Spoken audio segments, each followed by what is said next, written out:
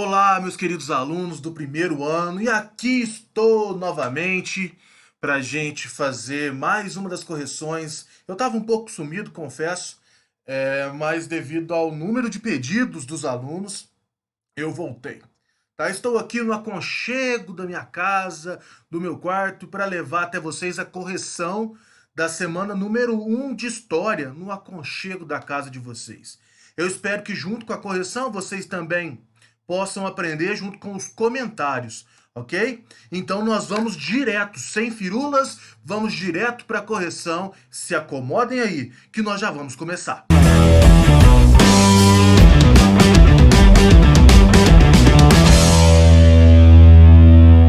Galera, seguinte, como vocês podem ver aí, ó, nós temos uma atividade cheia de textos de apoio, né? Tem pelo menos aí 3 textinhos para vocês saberem deste período chamado de período colonial do Brasil, mais precisamente o período em que o Marquês de Pombal governou o Brasil depois da morte de Dom João V lá em Portugal. É importante que, antes da gente corrigir, é importante que vocês saibam que é um período de escassez, ou melhor dizendo, é um período de começo de escassez do ouro, da extração do minério aqui no Brasil, tá? E é nesse, como vocês sabem, tudo que é bom dura o tempo necessário para ser inesquecível, ou tudo que é bom dura pouco. Foi isso que aconteceu com o ouro do Brasil. Durou o tempo necessário para ser inesquecível. Tá? Então vamos direto às perguntas, pois as perguntas estão relacionadas ao texto sobre as informações políticas de Marquês de Pombal. Vamos lá, gente. Quando for lendo a pergunta, eu vou fazer alguns comentários e vocês vão corrigindo comigo. Firmeza? Vamos lá. Como Pombal se torna um importante administrador em Portugal? Gente, como eu disse, está lá no texto, ó, lá em cima no texto, quando nós ficamos sabendo que Dom João V morreu, tá? Então, com a morte de Dom João V, Dom José I escolheu o tal Marquês de Pombal, né? O nome dele, Sebastião José de Carvalho e Melo, desculpa, de Oeiras, que seria o futuro Marquês de Pombal para ocupar o cargo de primeiro-ministro. Vocês sabem muito bem, tá? O primeiro-ministro é aquela pessoa que vai resolver os problemas. Neste período, o Império Português, a coroa portuguesa, era uma política monarquista, né? Então, o primeiro-ministro ele serve para resolver os problemas e então passar ao rei, que neste caso é Dom José I, tá? Marquês de Pombal, então, foi escolhido por Dom José I para ocupar o cargo de primeiro-ministro de Portugal e ele vai ficar conhecido por um conjunto de reformas que ele vai fazer aqui na colônia portuguesa, aqui no Brasil, tá? Muitos portugueses nem gostavam do Marquês, mas a coroa portuguesa gostou muito. Então, para responder a primeira pergunta, né? Como Pombal se torna um importante administrador? A partir do momento em que Dom José I escolhe ele para ser o primeiro-ministro e para cuidar dos assuntos relacionados à coroa portuguesa aqui no Brasil. Firmeza? Vamos lá. Número 2. Cite as principais medidas administrativas da colônia. Gente, vamos voltar lá no texto. Durante o governo de Pombal, ele vai fazer algumas reformas. A principal reforma do Marquês de Pombal é o Tratado de Methuen. Methuen. Methuen. Difícil falar, né? Até hoje eu ainda não entendi como é essa pronúncia. Uns falam Methuen, uns falam Methuen. Mas o fato é que esse tratado iria ajudar o principal parceiro comercial do Brasil neste período.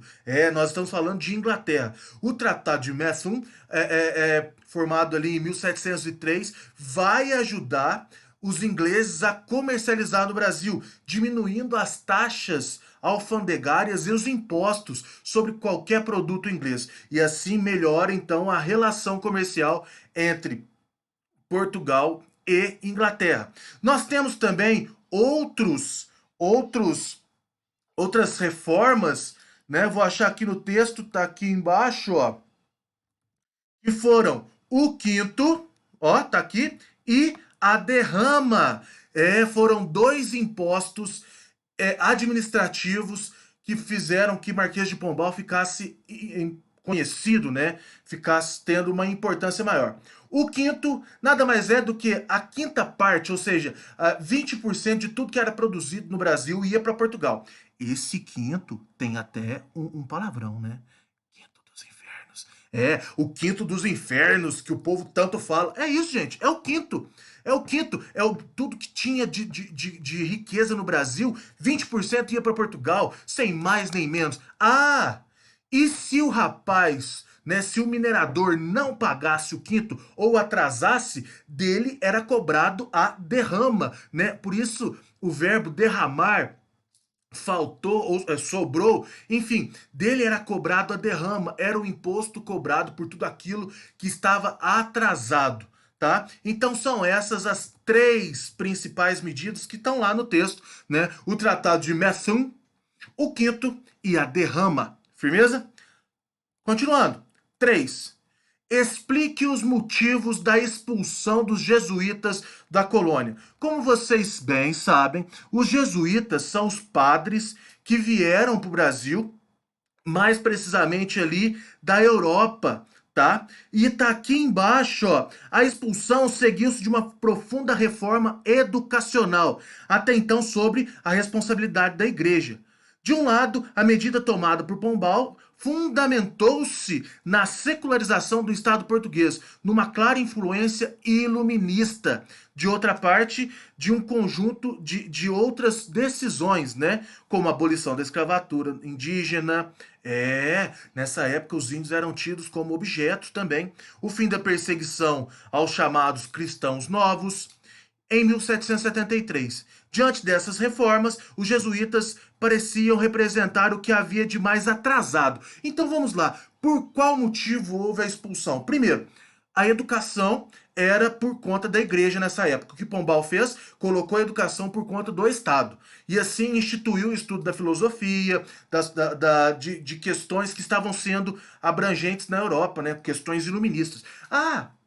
Pombal era um iluminista. Ele tinha lá os conceitos de liberdade, igualdade, fraternidade, mas também tinha características absolutistas. Era firme, mãos de ferro. Por isso, ele vai ser conhecido como um déspota esclarecido ou um absolutista iluminado, tá? Mas os principais motivos da expulsão desses padres jesuítas do Brasil é para que o Estado português, né, a coroa portuguesa, tenha mais controle sobre a educação, né, e possa dar avanços sobre esse tema aqui no Brasil. Então, entendendo que os jesuítas tinham a educação como algo atrasado. Firmeza? Tranquilo, né, gente? Tranquilo, esse período é bem de boa. Bom, é isso que o PET nos trouxe. Eu espero que vocês tenham entendido, espero que vocês tenham me acompanhado. Eu falo um pouco rápido, mas qualquer coisa, deixa aí nos comentários. Tamo junto, fica na paz.